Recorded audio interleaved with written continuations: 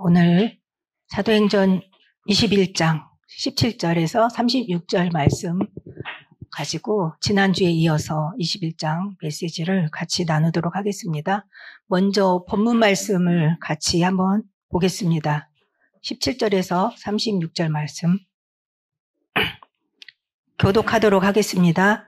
예루살렘에 이르니 형제들이 우리를 기꺼이 영접하거늘 그의 그날 바울이 우리와 함께 야고보를 장로들도 바울이 무난하고 하나님이 자기의 사역으로 말미암아 이방 가운데서 하신 일을 낱낱이 말하니 그들이 듣고 하나님께 영광을 돌리고 바울도 이르되 형제여 그리고 보는 것 같이 유대인들의 믿는 자 수많이 있으니 다 이곳에 내가 이방에 있는 모든 유대인을 가르치되 모세를 배반하고 아들들에게 할례를 행하지 말고 또 관습을 지키지 말라 한다 함을 그들이 들었도다. 그러면 어찌할꼬 그들이 특별한 그대가 온 것을 우리가 말하는 이대로 하라. 서원한 네 사람이 우리에게 있으니 그들을 데리고 함께 결례를 행하고 그들을 위하여 비용을 내어버리고 그러면 모든 사람이 그에 대하여 이런 것이 사실이 아니고 그대로 율법을 지켜 행하는 일도 할 것이라.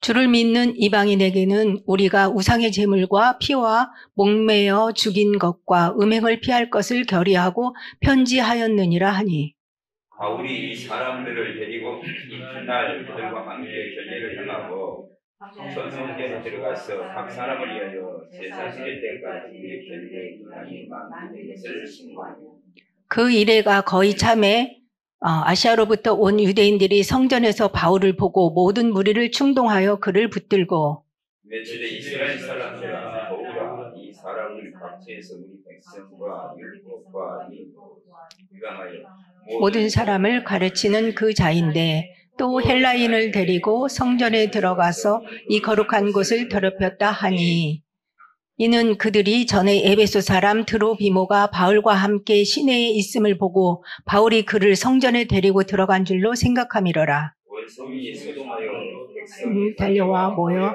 바울을 잡아 성전 밖으로 끌고 나가니 문들이 곧 닫히더라. 그들이 그를 죽이려 할 때에 온 예루살렘이 요란하다는 소문이 군대의 천부장에게 들리매 급히 군인들과 백부장들을 거느리고 달려 내려가니 그들이 천부장과 군인들을 보고 바울 치기를 그치는지라. 이에 천부장이 가까이 가서 바울을 잡아 두 쇠사슬로 결박하라 명하고 그가 누구이며 그가 무슨 일을 하였느냐 물으니 우리 가운데서 어떤 이는 이런 말로 어떤 이는 저런 말로 소리치거늘 천부장이 소동으로 말미암아 진상을 알 수 없어 그를 영내로 데려가라 명하니라. 바울이 층대에 이를 때에 무리의 폭행으로 말미암아 군사들에게 들려가니 백성의 무리가 그를 없이 하자고 외치며 따라가미러라. 아멘.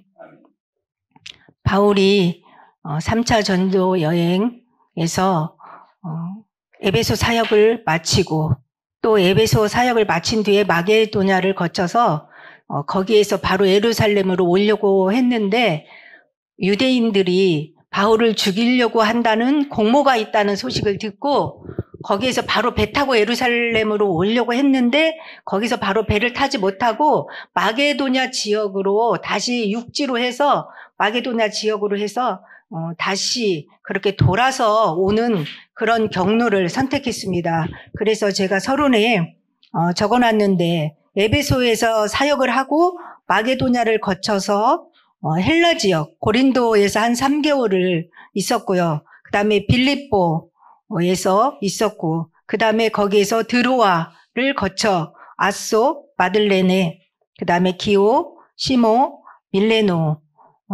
밀레도에서 이렇게 거기서 에베소 교회 장로들을 청해서 거기에서 이제 만나고 거기서 마지막 메시지를 한 다음에 거기에서 고스와 로도, 그다음 바다랴, 두로, 돌레마이, 그다음에 가이사랴, 예루살렘 이렇게 거쳐서 굉장히 많이 돌아서 이렇게 에베소 사역 3년을 마치고도 뭐 고린도에서 3개월도 있고 그다음에 어떤 곳에서는 7일, 1회 같은 말이지만요. 일주일씩 이렇게 하면서 결국에는 가이사랴에 도착했다가 예루살렘에 왔습니다. 그래서 오늘 메시지가 17절부터죠. 17절에 보니까 예루살렘에 이르니 이제 도착했어요. 힘겹게 왔죠.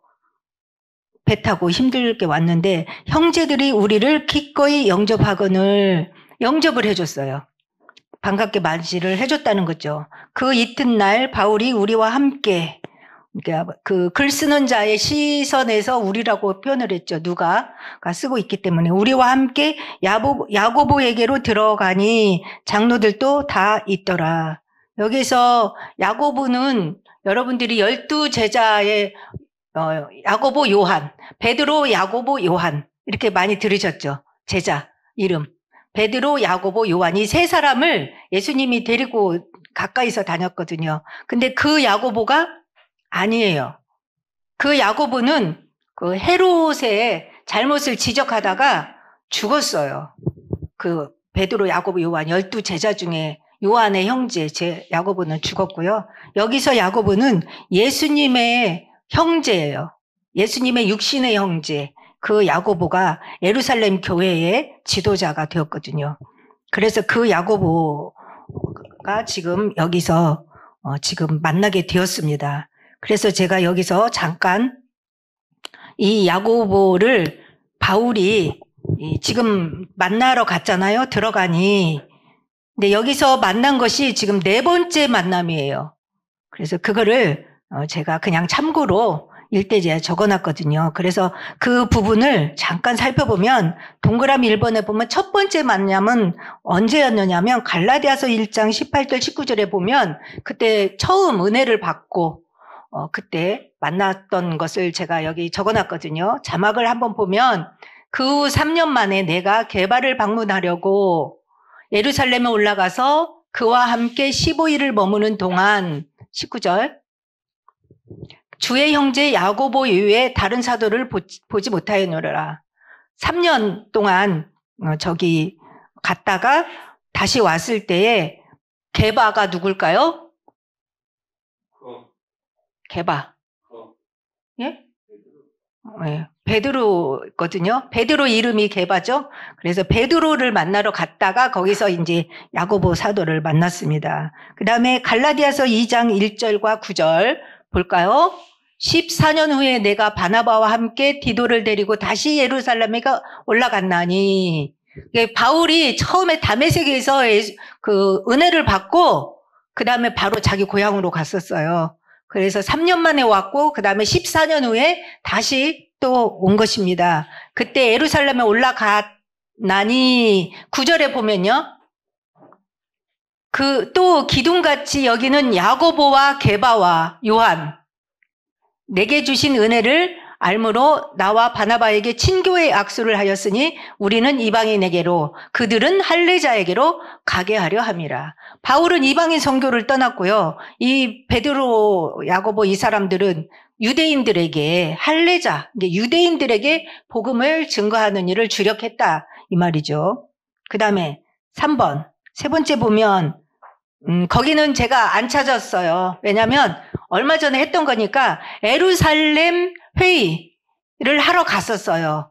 바울과 바나바가 안디옥 교회에서 사역을 할 때에 할례 문제가 됐었거든요. 이방인들에게 할례를 할 것이냐 말 것이냐 이렇게 했을 때에 예루살렘 교회를 바울과 바나바가 가서 회의를 했었어요. 그때 야고보하고 그때는 베드로가 있었어요. 그래서 그 사람들이 어떻게 했어요? 이방인들에게는 그냥 할례를 안 해도 되는데 그 다음에는 몇 가지는 지키게 하자. 그래서 어떤 것을 그때 정했냐면 21장에서도 나오지만 21장 25절에 나오지만 우상의 제물과 피와 목매어 죽인 것과 음행을 멀리하자. 근데 할례는 안 해도 되겠다라고 결정을 했고 이 결정문을 편지를 써서 바울과 바나바 그 다음에 실라와 유다를 보내서 그 각 교회에 편지를 해서 앞으로는 이렇게 신앙생활의 그 표본으로 삼았으면 좋겠다라고 안디옥 교회에 보냈었어요. 예루살렘 교회에서 회의를 해가지고 그때 야고보를 만났고요. 베드로가 있었습니다. 그런데 오늘 본문에 보니까 야고보에게로 들어가니 장로들이 또 다 있더라. 여기는 지금 베드로가 없잖아요. 다른 사도들도 없어요. 단지 야고보하고 장로들이 있는 것 같아요. 그러면 처음에 있었던 마가다락방에서 막 은혜를 받고 사도들도 막 많이 있었잖아요. 120명이 있었잖아요. 이 사람들은 지금 다 어디가 갔을까요? 게바가 안 보여요. 베드로가 어디 갔을까요? 사도들 다 어디 갔죠? 야고보만 나와요. 지금 오늘 본문에서. 터진 거 아니에요? 네, 사도행전 1장 8절을 성취하려고 갔어요. 각자 성령의 인도 따라서. 오늘 오전 메시지에서 3대지가 뭐죠? 3대지. 복음을 전파하는 것. 그죠? 복음을 우리가 알기를 원하고 복음을 누리면서 우리의 만남 속에서 우리가 있는 현장 속에서 복음을 전파하는 일을 하나님은 우리의 발걸음을 인도한다는 것이죠. 그래서 이런 그때 처음에 은혜 받았던 모든 사도들이 사도행전 1장 8절을 이루려고 성령의 인도받아서 각자 흩어졌어요.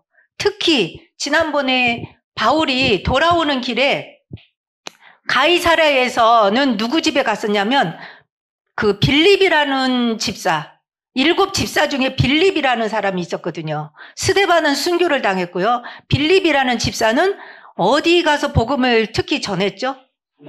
사마리아라는 지역에 사도행전 8장이 주로 나오는데요. 그 내용이 아무도 가지 않는 그곳, 그런 곳에 가서 이 빌립이 복음을 증거했을 때에 그 성에 기쁨이 가득했다 그랬거든요.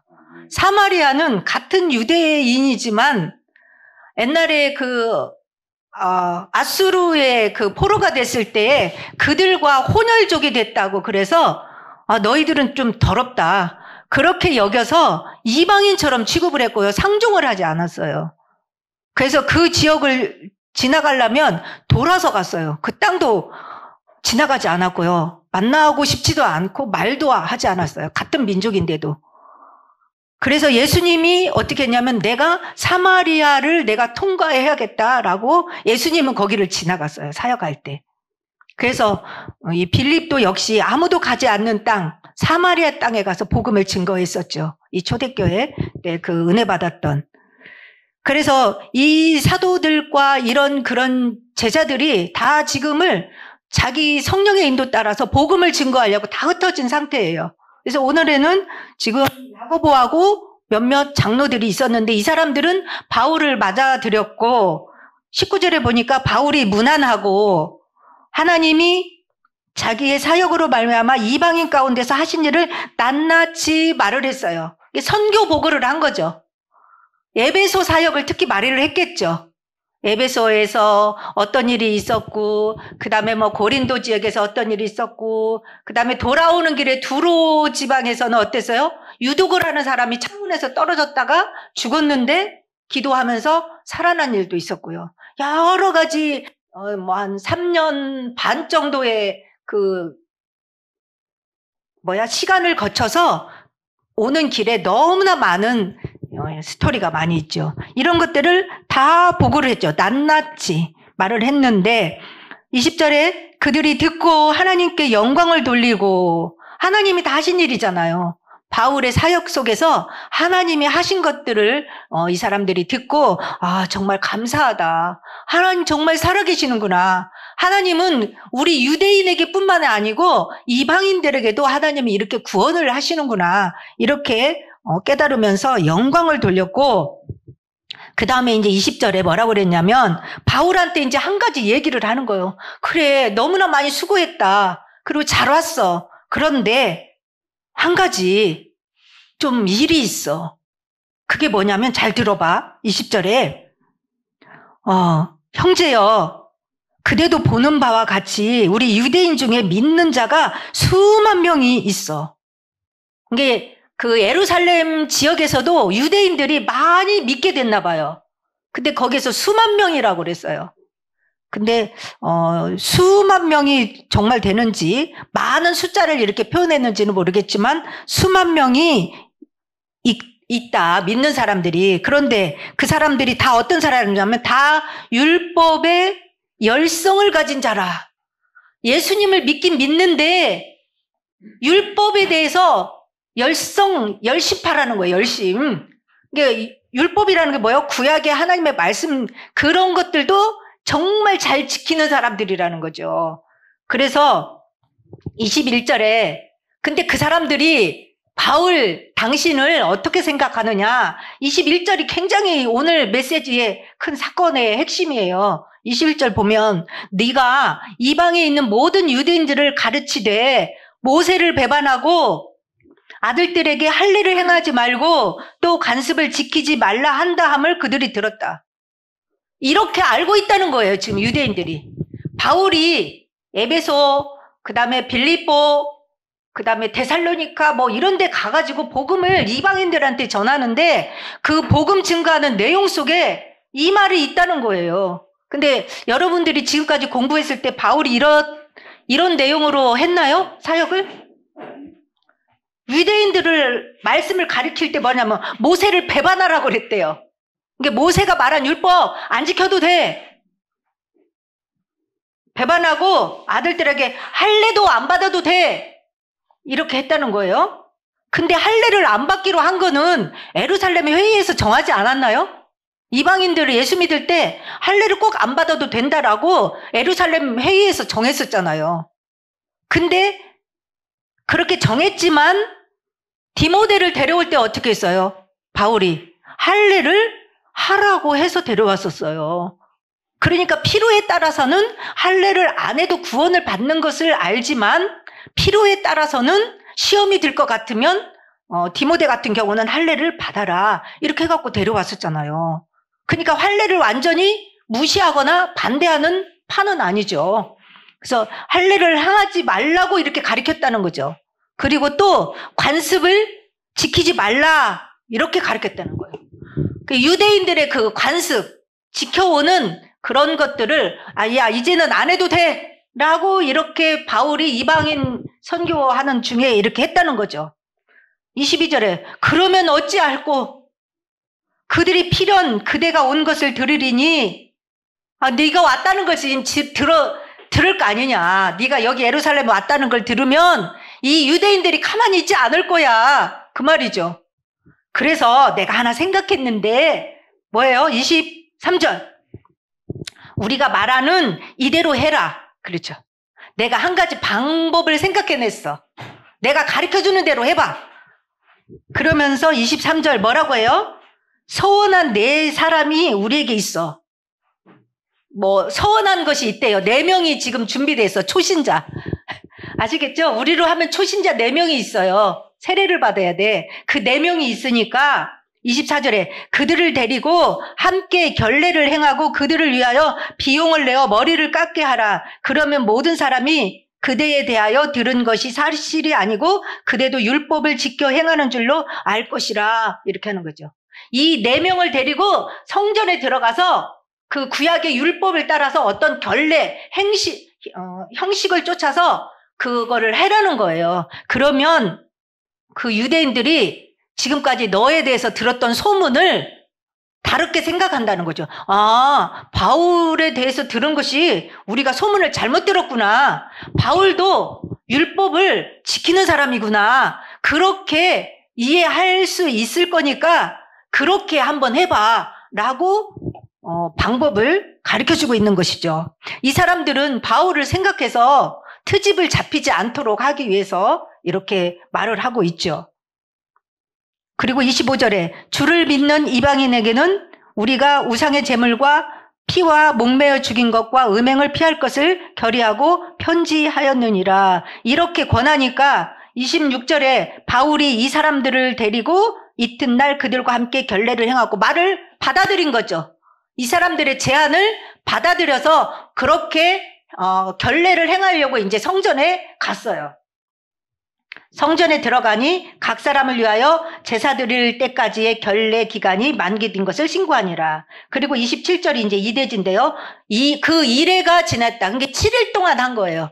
그러면 이 결례가 뭐냐 하면 여기서 보면 머리를 깎아라라는 것을 보면서 이게 무슨 결례인지 그것을 짐작할 수 있거든요. 그래서 제가 1대지에 보면 민수기 6장 1절에서 8절까지 말씀 나실인에 서원하는 것, 그것도 제가 찾지는 않았습니다. 제가 여러분들은 찾아서 참고하려면 하시고요.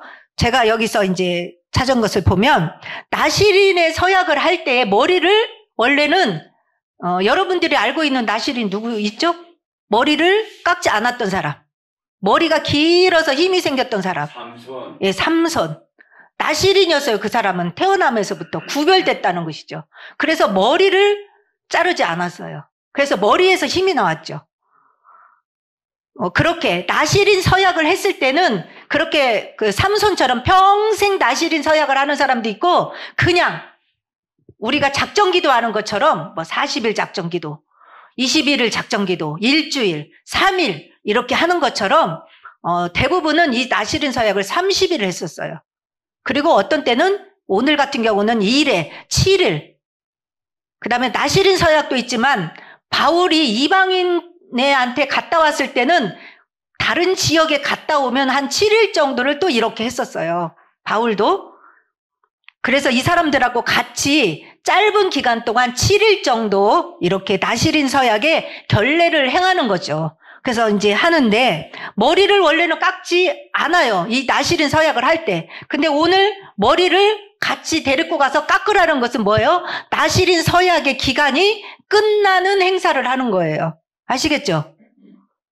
30일이 차고 그 다음에 그 기간이 끝났을 때는 나실인 그 서약 기간이 끝났다라는 것으로 머리를 안 깎았던 것을 이제 그날 깎는 거예요. 아시겠죠? 그래서 지금 가서 데리고 가서 깎으라고 하니까 서약 기간이 끝나는 행사를 지금 하는 것이죠. 그러면 이 민수기 6장에 보면 나실인 서약했을 때는 일단 포도로 만든 거는 다 먹을 수 없어요. 포도. 생포도나 뭐 건포도, 포도즙, 뭐 포도주, 포도씨, 포도 껍질 아무것도 포도에 관련된 거는 먹을 수가 없어요. 그 다음에 특징이 머리를 자를 수가 없을 거예요. 삭도를 낼 수. 그 다음에 시체를 만지거나 그러면 안 돼요. 이 나실인 서약을 한 기간에는. 그런데 이제 여기에서 이제 끝나는 서약을 하면서 머리를 깎고 그 다음에 이 사람들의 비용을 네가 대라 그랬잖아요. 비용을 대는 것은 뭐냐면 그 민수기 6장 후반절에 보면 그 기간이 끝났을 때는 하나님 앞에 예물을 드리는 게 있어요. 6장 13절부터 이렇게 쭉 보면 지금 이제 제가 시간이 가니까 제가 그냥 말씀을 드릴게요. 그 하나님 앞에 예물을 드리는데 어떻게 하냐면 헌물을 드리는데 번제를 드리고 속죄 제물을 드리고 화목 제물을 드려요. 그럼 여러분 제가 얘기해 볼게요. 몇 마리가 필요한지 한번 보세요. 번제물을 드릴 때는 1년 된 흠없는 숫 양 한 마리를 드리고요. 속죄 제물을 드리는데 1년 된 흠없는 암양 한 마리를 드리고요. 화목 제물을 드리는데 흠없는 순양 한 마리를 드려요. 이게 한 사람이 하는 거예요. 마지막 끝날 때. 그러니까 번제 드리고 속죄 제물 드리고 화목 제물을 드려야 돼요. 그러니까 순양 2마리와 암양 1마리가 필요해요. 1인당. 근데 지금 몇 명 데리고 가요? 바울이? 4명 데리고 가잖아요. 한 사람당 3명이 필요하니까 4명이 데리고 가니까 몇 마리? 12마리. 그러면 비용을 네가 대라 그랬어요. 지금 바울한테. 데리고 가서 머리도 자르고 그 예배 드리는 헌물에 그 제물에 비용을 네가 대. 그때 당시에는 돈이 없는 사람이 있으면 다른 사람이 이렇게 예물을 드려주는 것도 있었다고 그러더라고요. 그러면 비용이 쌀 것 같아요? 조금 값이 나갈 것 같아요? 값이 좀 나가요. 한 사람당 3마리를 해야 되냐. 12마리 값을 지금 바울이 이렇게 하면서, 근데 바울은 흔쾌히 이걸 받아들이고 이 사람들을 데리고 가서 이제 예배를, 그 결례를 행했습니다. 근데 이렇게 하고 있는데 이대지 보니까 27절부터가 이제 이대지죠. 그 이래가 거의 참회, 이제 마지막 날이 돼갔어요. 그랬는데 아시아로부터 온 유대인들이 성전에서 바울을 보고 모든 무리를 충동하여 그를 붙들고, 오늘 제목이 소동이 일어나는 거잖아요. 여기서부터 이제 소동이 일어나는 발단이 되는 거예요. 누가 왔어요, 지금? 근데 유대인들이 왔는데 어디서부터 왔어요? 아시아로부터 온 유대인들이에요. 아시아는 어딜까요? 지도 배웠죠, 지도. 아시아 지역이 있다 그래서 마게도니아 지역, 아시아 지역 그랬어요. 아시아는 에베소가 있는 지역을 말하는 거예요. 그 지도의 가운데 부분. 근데 지금 바울이 에베소에서 지금 3년 사역을 하고 온 거잖아요. 근데 거기에서 온 거예요, 그 사람들이. 아까 배를 바로 타려고 했는데 유대인들, 아시아에 있는 유대인들이 바울을 죽이려고 공모한다는 소문을 듣고 배를 못 타고 마게도냐로 지금 돌아서 왔잖아요. 근데 그 사람들이 지금 6월절 말고 오순절 지키러 온 거예요. 거기에서, 아시아에서 절기를 지키려고 왔는데 아시아 에베소에서 왔단 말이죠. 근데 이 사람들이 보고, 성전에서 바울을 보고 막 무리를 충동해갖고 그를 붙들었어. 바울을 붙잡아버린 거예요. 그리고 28절 외쳤어요. 막 소리를 질렀죠. 이스라엘 사람들아, 우리를 도우라. 막 소리를 지른 거예요. 뭐라고 질렀어요? 이 사람은 각처에서 우리 백성의 율법과 이곳을 비방했다. 모든 사람을 가르치는 그 사람인데 지금 헬라인을 데리고 성전에 들어가서 이 거룩한 곳을 더럽혔다. 엄청난 일을 지금 얘기하는 거죠. 헬라인을 데리고 이 성전에 들어갔다는 거예요. 그러면 그게 누구냐면 29절에 나와서 이는 그들이 전에 에베소 사람 드로비모가 바울과 함께 시내에 있음을 보고 바울이 그를 성전에 데리고 들어간 줄로 생각함이러라. 본 게 아니고 그렇게 생각을 자기들이 했다는 거예요. 그 누구 때문에요? 드로비모라는 사람.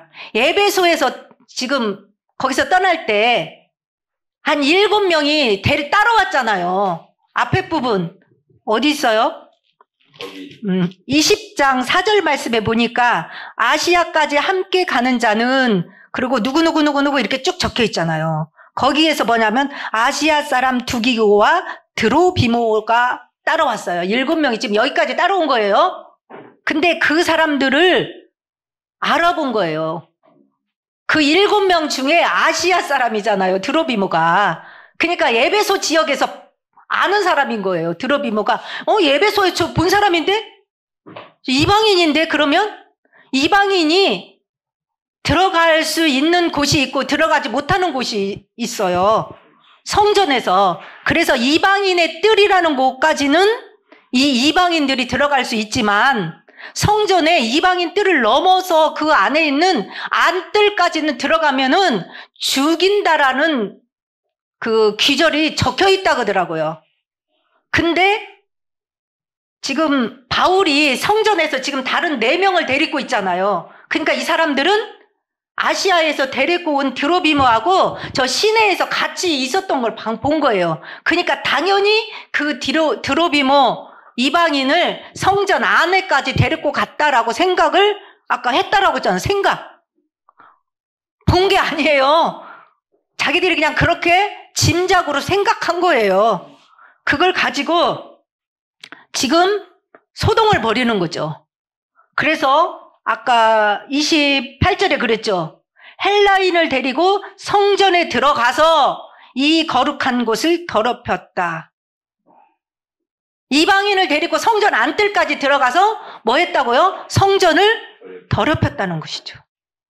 그래서 그때 당시의 법은 이방인들이 성전 안에까지 들어가면 어떻게 되는 법이 있다고요? 죽이는 거예요.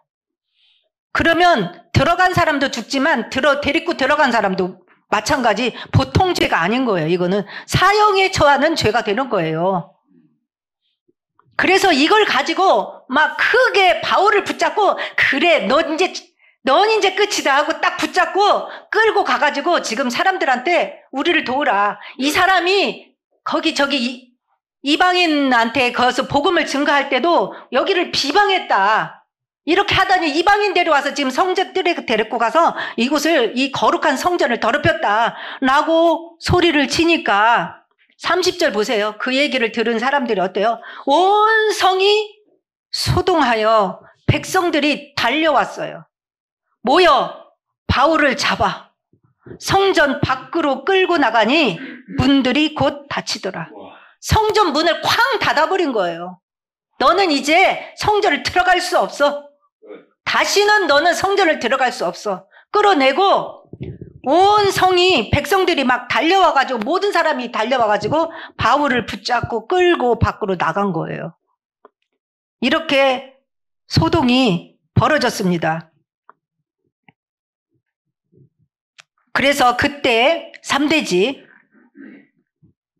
끌고 가서 31절에 보니까 그들이 그를 죽이려 할 때에 그냥 끝나는 게 아니고 아까 성전 안에 이방인 같이 들어가면 뭐하라고요? 죽는 거예요. 그래서 죽이려고 한 거예요, 지금 이제. 그들이 그를 죽이려 할 때 원래 죽이려고 했었거든요. 에베소에 있을 때부터 죽이려고, 배 타고 오면 거기서 길목에서 죽이려고 했는데 지금 여기서 만난 거예요. 그러니까 이제 잘 됐다 해갖고 이제 죽이려 할 때에 온 예루살렘이 요란하다는 소문이 군대의 천부장에게 들리매 막 군중들이 몰려가지고 막 소요를 일으키니까 천부장한테 이 소식이 들린 거예요. 근데 이 천부장은 어디에 있었냐면, 제가 성전 그림을 지금 준비를 못해서 조금 죄송한데요. 성전이 이렇게 성전이 있다면 성전 그 북서쪽 위쪽에 그때 당시에는 로마의 속국이었기 때문에 로마 군인들이 지키는 조그만 곳이 있었어요. 망대라고요. 그래서 안토니오 망대라는 곳이 있었어요. 그러니까 로마 군인들이 주둔하는 곳이 있었단 말이죠. 왜냐하면 유대인들은 늘 와서 예배드리고, 예배드리다가 소요가 일어나고, 다 분쟁이 여기서 일어나잖아요. 성전에서 유대인들은. 그렇기 때문에 로마 군인들이 소요를 일으키면 바로 진압하기 위해서 그 성전의 북서쪽에 이렇게 자리를 잡고 주둔하고 이 소요를 지키는 군인들이 있었어요. 그러니까 지금 막 온 성에 소요가 일어나고 막 시끄러우니까 무슨 일이야 하고 그 담당자가 빨리 이 소식을 접하고 달려오는 것이죠. 그래서 천부장에게 이 소요가 들린 거예요. 32절에 보니까 그가 급히 군인들과 백부장들을 거느리고 달려 내려가니 그들이 천부장과 군인들을 보고 바울 치기를 그치는지라. 막 때린 거예요. 그냥 끌고 간 게 아니고 그때까지 천부장이 올 때까지 뭐 했다고요? 때린 거예요. 천부장을 보고 그때야 바울 때리기를 그치니라. 그러니까 여기서 한번 보세요. 이 유대인들은 자기 동족이잖아요. 죽도록 이방인한테 가서 복음 전하고 왔는데 거기다가 지금 뭐까지 가져왔어요? 예루살렘 교회가 어렵다는 얘기를 듣고 뭐까지 준비했죠? 지금 바울은? 헌금까지 걷어가지고 온 거예요. 지금 도우려고. 그런데 잘못 알고 뭐 언제 할 일을 하지 말라고 했어요. 율법을 지키지 말라고 그랬어요. 그렇게 하지도 않았는데 잘못 알고 바울을 죽이려고 하는데 지금 어때요? 천부장은 급히 이 바울한테 가서 소요를 진압하려고 왔어요. 여기에서 두 가지의 그 대조적인 모습을 볼 수 있어요. 유대인들은 동족이지만 바울을 죽이려고 하고 있고, 하나님은 천부장을 통해서 급히 하나님의 비상사역을 하고 계시다는 하나님의 손길을 여기서 우리가 볼 수 있죠. 천부장은 물론 자기의 그 직무를 감당하고 있는 거예요. 소요를 진압하는 일이 자기 직책이니까. 그러나 우리는 이면적으로, 영적으로 하나님의 손길을 모든 것에서 찾아볼 수 있어야 되거든요. 이 사람은 소요를 진압하려고 갔지만 천부장을 누가 보낸 것 같아요? 하나님이 이 사람을 사용하고 계신다는 것이죠. 지금 바울을 죽이려고 하고 있어요. 아무도 말릴 수가 없고요. 바울을 지켜줄 수가 없어요. 야고보조차도 지킬 수가 없어요. 그래서 그 사람들한테 잘 율법을 지키는 사람이라고 하기 위해서 결례를 행하라고 한 거예요. 지도자조차도 바울을 지켜줄 수가 없었던 거예요. 이 군중들한테서. 그러나 하나님은 바울을 지키기 위해서 이 로마 군인을 사용해서 급히 보냈다고 그랬잖아요. 급히. 그리고 달려 내려가서 바울을 건지시는 것이죠. 구원하시는 하나님의 손길. 그래서 여기서 천부장과 군인들을 보고서야 이 사람들이 바울 때리는 것을, 바울 치는 것을 그쳤다라고 했습니다. 그래서 이제 천부장은 가서 이제 물어봤죠. 바울을 일단은 그 사람 때문에 그러니까 일단은 쇠사슬로 이제 묶어라, 결박해라 이렇게 했고, 이 사람이 누구냐, 그리고 뭐 때문에 이런 일이 벌어졌느냐 이렇게 하니까 막 군중들이 막 소리를 여기서 저기서 막 하니까 그게 무슨 뜻인지 못 알아듣고 이제 조용히 진상을 조사하기 위해서 34절 보니까 진상을 알 수 없어 그를 영내로 데려가라 명하니라. 이게 바로 뭐예요? 바울을 이 군중들로부터 건지고 구원하는 하나님의 손길이에요. 하나님의 방법이에요. 알아들을 수가 없으니까 일단 결박해서 데리고 들어가. 하나님이 피신을 시키는 것이죠. 바울을. 그래서 여기서 지금 일단 결박이 됐죠. 3대지에 가로 4번을 한번 보세요. 두 쇠사슬로 결박되었다. 이게 바로 뭐냐면 바울이 올 때에 성령 충만한 제자들이 성령의 그 감동하심을 받고 예루살렘에 가지 말라고 했어요. 왜? 가면 그 핍박과 쇠사슬이 기다린다라고 했었어요. 그래서 제가 거기다 3가지 써놨어요. 지난번에 바울 자신도 예루살렘 가면 내가 무슨 일을 만날지 모르지만 아무튼 나는 갈 거다라고 했어요. 그래서 사도행전 20장 22절에서 23절을 한번 볼까요? 바울 자신이 깨달은 거예요. 보라, 이제 나는 성령에 매여 예루살렘으로 가는데 거기서 무슨 일을 당할는지 알지 못하노라. 23절. 오직 성령이 각성해서 내게 증언하여 결박과 환난이 나를 기다린다 하시나 하지만 가겠다라고 바울 자신도 이미 깨달았거든요. 그 다음에 두로에서 제자들이 감동해가지고 얘기했어요. 21장 4절 말씀에 두로에 있는 제자들은 뭐라고 써요? 제자들을 찾아 거기서 이래를 머물더니 그 제자들이 성령의 감동으로 바울더러 예루살렘에 들어가지 말라 이렇게 했단 말이죠. 그 다음에 또 빌립의 집에 있을 때, 가이사랴에 있을 때 아가부라는 선지자가 와서 예언을 했습니다. 이때 선지자가 유대로부터 내려와서 11절. 우리에게 와서 바울의 띠를 가져다가 자기 수족을 메고 뭐라고 했어요? 예루살렘에서 이 띠 주인이 결박을 당하고 이방인의 손에 넘겨지리라 라고 이렇게 하면서 막 가지 말라고 다 말려고 그랬었어요. 그러나 바울이 어때요? 나는 갈 거다.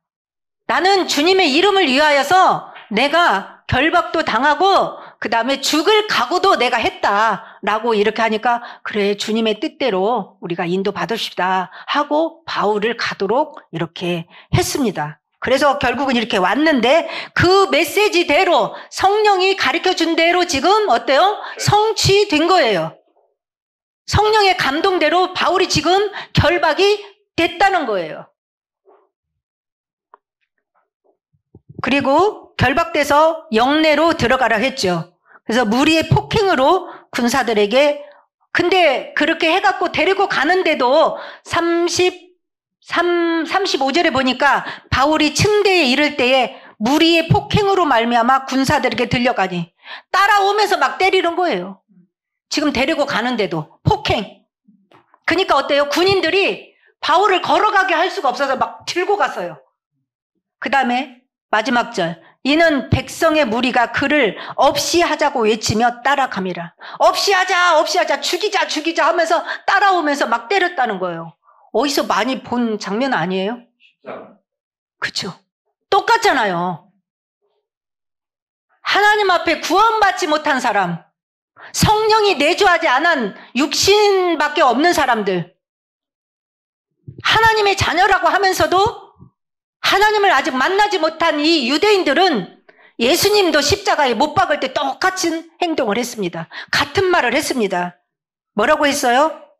제가 거기서 나왔죠. 요한복음 19장 14절에서 16절. 지금 바울을 따라가면서 없이 하자 한 거하고 똑같이 했어요. 요한복음 19장 14절에서 한번 보겠습니다. 시작. 이 날은 6월절의 준비일이요 때는 제6시라. 빌라도가 유대인들에게 이르되 보라 너희 왕이로다. 그들이 소리 지르되 없이 하소서 그를 십자가에 못 박게 하소서. 빌라도가 이르되 내가 너희 왕을 십자가에 못 박으랴. 대제사장들이 대답하되 가이사 외에는 우리에게 왕이 없나이다 하니 이에 예수를 십자가에 못 박도록 그들에게 넘겨주니라. 이렇게 이 군중들이, 복음 없는 이 군중들이 예수님이 하나님이신데 창조주가 오셨는데 자기의 창조주를 알아보지 못하고 뭐라고 했어요? 없이 하소서. 우리 왕은 가이사밖에 없습니다. 라고 하면서 십자가에 못 박아서 죽이라고 내어주었습니다. 지금 바울에게도 똑같이 따라가면서 없이 하소서 이렇게 했습니다. 결론을 보겠습니다. 바울은 오늘 본문에서 보면 바울은 에베소 또 고린도 지역, 마게도냐 지역 이런 곳에 가서 복음을 이방인들에게 지금 증거하다가 예루살렘 교회가 어렵다는 말을 듣고 헌금을 준비해서 가지고 왔습니다. 사실은 여기에서 파송받지 않았기 때문에 선교 보고를 여기 와서 하지 않아도 되지만 하나님이 세운 교회이기 때문에 이 여기에 와서 하나 되기 위해서 보고하고 이들을 돕기 위해서 지금 왔거든요. 그러나 이 사람들은 바울이 복음 증거한 것을 오해하고 이방인을 데리고 이렇게 성전 안에 들어왔다. 또 복음을 증거할 때 모세 율법을 어기도록 했다. 할례를 폐했다. 이런 말을 하면서 바울을 지금 죽이자고 이렇게 하면서 핍박하고 폭행하고 이렇게 하고 있는 상태가 오늘 본문입니다. 여기서 보면 바울은 지금까지 자기의 생명을 아까워하지 아니하고 복음을 증거했잖아요. 그리고 유대인들을 또 얼마나 사랑했는지 몰라요.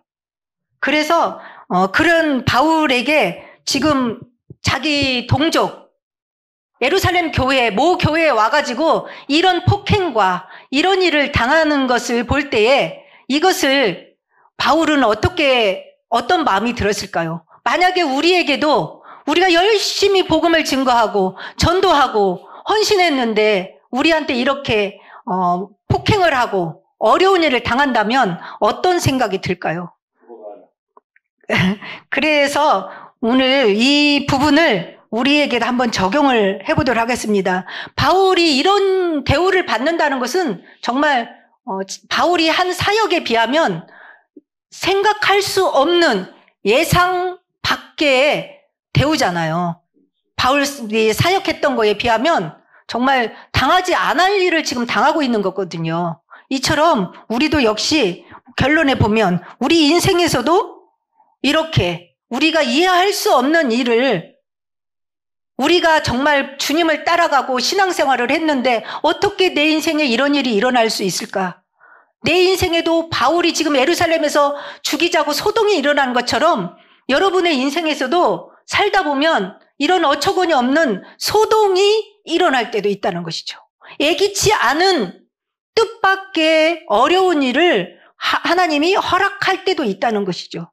그래서 아무리 이 어려움을 해석을 하려고 말씀을 비춰봐도 해석이 안 되고 아무리 기도를 해봐도 이런 일이 왜 일어났지 나한테? 해석이 안 될 때도 있는 것이죠. 바울이 지금 이렇게 복음 증거하다 와가지고 이렇게 매 맞고 끌려 나오고 성전 문이 닫히고 이런 것을 어떻게 해석할 수 있을 것 같아요? 해석이 안 되잖아요. 전도했는데 왜 이런 결과가 나와요? 해석이 안 되잖아요. 어떤 말씀 가지고 답을 할 수 있을까요? 말씀을 가지고도 해석이 안 되고요. 기도를 해봐도 사실은 이 부분에 대한 답을 우리가 얻을 수가 없어요. 그러나 제가 아까도 잠시 말을 했지만 하나님은 결코 우리를 버린 것이 아니라는 것이죠. 외면하고 있는 것이 아니라는 것이죠. 언뜻 겉으로 보면 바울이 뜻밖의 어려움을 당하는 것처럼 보이고 하나님이 왜 이런 일을 바울한테 당하게 하는 것이지? 해석이 안 되는 것 같지만 하나님은 지금 이 문제 속에서도 바울과 함께 하시고 인도하고 계시고 하나님의 계획을 바울을 통해서 이루어 가고 계시다는 것을 조금만 영적으로 눈을 열면 우리가 오늘 본문에서 알 수 있습니다. 그래서 똑같이 우리한테도 해석되지 않는 문제를 오늘 메시지에서 적용해 볼 수 있다는 것이죠. 바울을 죽이려고 했을 때 막 때렸다고 그랬잖아요. 아까 근데 이 소식이 바로 천부장에게 들려서 이 사람이 바로 왔습니다. 그리고 급히 왔고요. 달려갔다 그랬어요. 빨리 오게 하셨다는 것이죠. 달려가서 천부장을 보자마자 이 사람들이 폭행을 그치게 만든 거예요. 하나님이 급파한 것이죠. 급하니까 급하게 천부장을 보내서 바울을 보호했고요. 그 다음에 지금 영내로 진상조사를 하기 위해서 그 안토니오 성 그 주둔지에 바울을 지금 데려가게 만드는 것이거든요. 피할 곳을 하나님은 애비에 두셨다는 것이죠. 만약에 이 사람들이 없었다면 바울은 어떻게 됐을까요, 지금? 그 자리에서 돌에 맞아 죽는 거예요. 그러나 안토니오 성을 하나님은 미리 준비해 놨다가 그것으로 하나님은 바울을 데려가게 만드는 것이죠. 그래서 하나님은 반드시 문제가 만날 때에 피할 길도 주시고 함께 하시고 인도하고 계시다는 거예요. 근데 이것이 안 보일 수도 있는 것이죠. 그 다음에 또 다음 주에 할 메시지까지 연결해서 적용해 보자면 또 가다가 다음 주에 나오는데 바로 가서 내 이 사람들한테 할 말 좀 할 수 있냐? 천부장한테 말할 수 있는 기회를 얻어서요. 복음을 증거할 수 있는 기회를 얻어요. 그 다음에 또 바울이 예루살렘에 오기 전에 뭐라고 그랬어요? 내가 예루살렘에 갔다가 후에 어디까지 간다고 그랬어요? 로마도 가야 하리라 했잖아요. 그 언약을 하나님은 이루시기 위해서 지금 하나하나 이 방법을 쓰고 계시다는 거예요. 그러니까 겉으로만 보면 해석이 안 되고 하나님 어쩌면 이럴 수가 있어요. 어떻게 저한테 이런 일을 만나게 하세요? 해석도 안 되고 기도해도 답을 얻을 수가 없고 원망불평하거나 낙심할 수밖에 없는 상황이잖아요. 그러나 하나님은 절대로 자기 백성을 버리지 아니하시고 반드시 언약을 붙잡은 대로 하나님이 주신 축복의 메시지대로 자기 백성들을 반드시 인도하고 계신다는 그 언약만 붙잡고 자세히 보면 하나님은 어떠한 가운데서도 내 인생에 어떠한 문제가 있다 할지라도 그 속에서도 하나님은 지금 여러분과 함께 하시고요. 우리가 지금은 해석이 안 되지만 인도하고 계시다는 걸 여러분 믿으시기 바랍니다. 그리고 낙심하지 마시고요. 사단에게 속지 마시기를 바랍니다. 네. 바울을 인도하고 노마까지 인도하시는 하나님의 절대 계획과 그 손길, 그 이 오묘한 하나님의 섭리를 우리도 붙잡고 여러분의 삶에 적용하시고 감사하면서 끝까지 언약을 붙잡고 믿음을 지키시고 인도받기를 바라겠습니다. 기도하겠습니다. 하나님 아버지 감사합니다. 바울이 선교 여행을 마치고 예루살렘에 왔을 때에 이 사람들은 바울을 이해하지 못하고 율법을 폐하고 할례를 폐하고 이방인을 데리고 성전의 뜰에 갔다는 것 때문에 바울을 폭행하고 죽이려 했습니다. 그러나 하나님은 바울을 지키시고 피할 길을 주시고 천부장을 통하여서 보호하시고 노마까지 인도하시는 하나님의 큰 계획을 역사하신다는 것을 오늘 메시지를 통해서 알게 되었습니다. 우리가 생각할 수 없는 것, 해석할 수 없는 것, 기도해도 답을 얻을 수 없는 예기치 못한 일들이 우리 인생 앞에 놓이는 때도 있습니다. 그러나 오늘 메시지를 통해서 지금 해석되지 않고 지금 답을 못 얻는다 해도 하나님은 우리와 늘 함께 하시고 우리에게 길을 예비하시며 우리를 축복하시고 세계 복음화를 위하여서 우리를 인도하신다는 이 믿음과 언약을 붙잡고 승리하게 하여 주옵소서. 주님의 이름을 높이며 찬송하게 하옵소서. 우리의 믿음을 지키게 하옵소서. 모든 영광 주님께 돌리며 예수 그리스도의 이름으로 기도했습니다. 아멘.